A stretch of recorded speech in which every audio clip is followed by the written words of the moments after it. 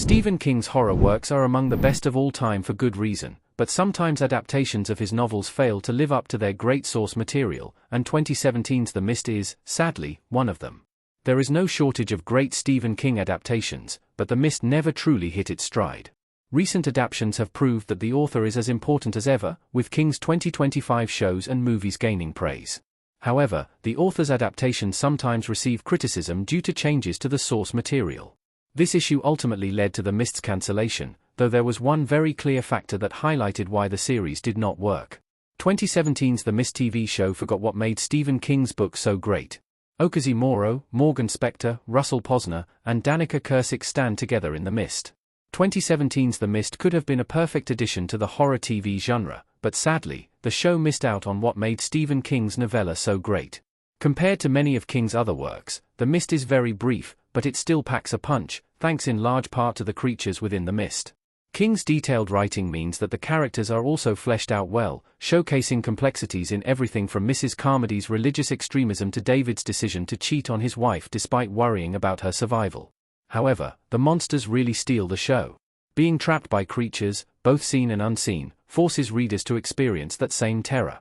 Some of the most memorable chapters of the novella are those that describe the tentacled creature that attacks survivors in the grocery store and those that show David's group venturing next door, only to be met with giant spider-like monsters. The terrors are both extreme versions of real animals and monsters from one's worst nightmares. These elements have allowed King's 1980 story to remain well-known among horror readers, and the 2017 series should have been able to tap into that existing fan base along with appealing to horror fans more generally. Instead, in attempting to incorporate its own original characters, the series forgot that the monsters were always the best part.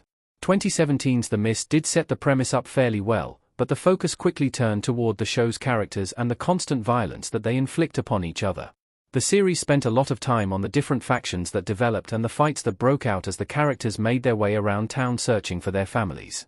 While the survival elements and the search for loved ones were aspects of the original novella, that only worked because the fear of the creatures within the mist was so present.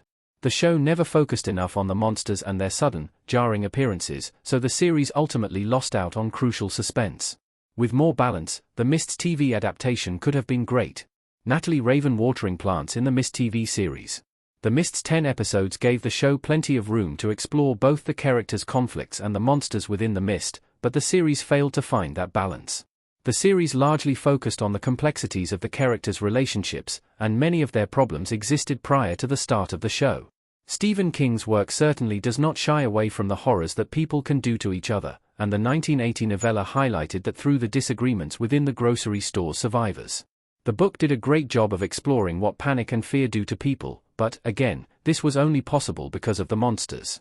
In contrast, though the mist was still undeniably deadly in the 2017 series, the humans were much more dangerous. Their behavior was often far more disturbing than the presence of the mist, and their willingness to sacrifice each other was a distinct departure from the original characters, other than Mrs. Carmody, who was clearly written as a religious fanatic. Overall, the show did grapple with some interesting themes and social problems, but those needed to fit better within the world of King's novella. Even without centering on the same main characters from the book, the same creative and terrifying monsters should have been more important to give them a more definitive connection. 2007's movie set the bar high for later takes on Stephen King's novella. Thomas Jane as David in a car with his family in The Mist. 10 years before the ill-fated horror series was released, The Mist had actually already been adapted into a film. The 2007 film was directed by Frank Darabont, who had previously adapted King's works The Green Mile and The Shawshank Redemption to critical acclaim, and starred Thomas Jane as David Drayton. The 2007 movie notably changed the ending of King's The Mist novella, making it even darker, but crucially, it kept the monsters. The flying, crawling, slithering creatures ensure that the movie maintains the same type of Lovecraftian horror as the original story. The movie is helped some by its adherence to the plot and characters of the novella, but even beyond those key details, it simply does a much better job of capturing the tone of the work. How the characters interact and how they express their feelings aligns well with the novella, and the monsters create the same dread. Frank Darabont also succeeded because he understood what made the story work. 2017's The Mist failed to understand the essential terror that comes from the creatures and how to use the mist to build suspense for them. While the mystery of the mist does set the stage well, Darabont's film knew that dread goes nowhere without the monsters to back it up.